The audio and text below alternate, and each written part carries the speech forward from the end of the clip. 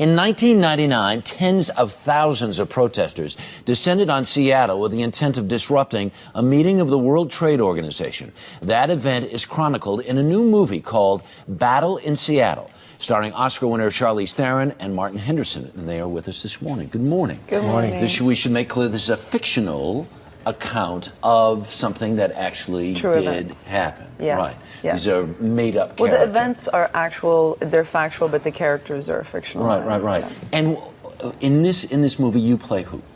I play Ella, who is married to Woody Harrelson's character, who's actually a cop. Mm-hmm. And he gets involved in the protest. And I really wanted to play her because she, to me, was kind of the fish out of water. She was the audience, I think. Almost a bystander. Yeah, and also if you didn't really know anything about the WTO, she was really that character. She didn't really come from any specific, point of view. Point of view, yeah. And she gets caught in the middle of it, and her life changes. I mean, through a sacrifice, she has to kind of review her life and make choices in a different way. And Martin, your role? I played Jay, who's like one of the main protesters, and he certainly has a very strong point of view. He's there opposing mainly environmental issues and protesting against those, but also to settle a score for his brother who was killed in a previous protest. So he sort of has a very emotional agenda as well, which becomes clear as the film comes. This is a way to put flesh and bones on a story that went by in the headlines maybe 10 years ago, but in its own way was a very dramatic event because this was a very organic protest. It was the first internet-based protest in history, and I think it was something like 50,000 people in total that descended on the streets in Seattle. And it was something that was unprecedented and took everybody by surprise, and it was actually structured in the same model as the internet, which meant the police and the National Guard didn't quite know what they were opposing, and that was a lot to do with why it became so successful. Right. And also the numbers. I mean, unprecedented numbers of people who showed up. Yeah. So all around the world too, not just America, which was because people really care about these issues, as we all should. Who wrote and directed this film?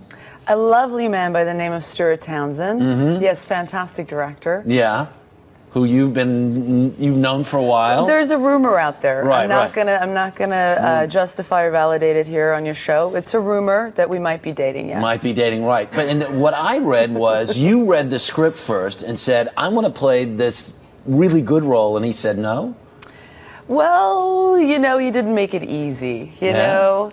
I was the first to read it, and that's a really tricky moment because you could have hated it. Yeah, and then the whole thing could have been off. No, but that's the truth, because we don't have that relationship where it's like, yeah, honey, it's great. Sure. And you start twitching.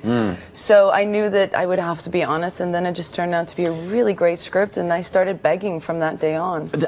This is not a giant, high-budget studio picture by any stretch of the imagination. You both have choices about movies you want to make. Why do you want to make this one? Well, creatively, I love the character. It's a great role. And that always obviously has to fit. But I really believe in this film and what it says. I think these are really important issues that face everybody on the planet. Right. And it's stuff that I care about. And it's not every day that you get to be involved with a film that actually has something to say, and it really does have something to say. And in the middle of all this dramatic financial upheaval, this is sort of an interesting entree for this conversation. Yes, it's a very interesting, and it wasn't planned. I think things do happen for a reason, and we really wanted to actually release last year, and we didn't, and I think that it couldn't be coming out at a better time, and I really hope people go and see this to maybe get some information. Real quick, one of the last times I saw you was Oscar night. You were walking away with your Oscar. Where did you put it? I actually have it right here. Oh, I think we may have lost it. So do you know where it is? Yeah, no, it's in my house in a little room that I use as an office space, but I make sure all my guests walk by it when they go to the bathroom, just to It's actually in the bathroom. I've been there, and it's actually sitting right next to the soap. It's not in the bathroom. And there it is. It's right before you go into the I'm like, just pass the Oscar to the left. Just there, that's where the toilet is. Go ahead. Thanks so much for being here this morning. Do appreciate it. Thank you.